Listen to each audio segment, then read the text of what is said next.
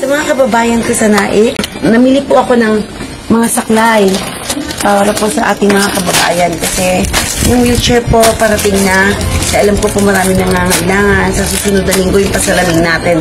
Ito po ay may mga nag-request sa akin ng mga na-aksidente. May babae pa pong talagang lumana po yung kanilang saklay.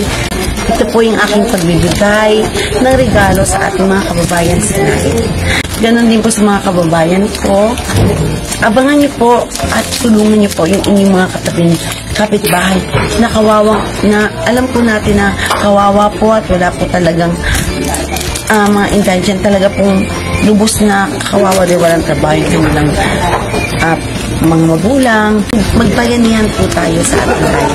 Ito pong ginagawa kong itong bayanihan ito ay galing po sa aking puso at pamilya. At lagi ko pong sinasabi, mahal na mahal po kayo ni Ate Tere. At lagi ko pong sinasabi, sabay-sabay po tayong lahat. I love you. Abangan niyo po ako sa bawat barangay.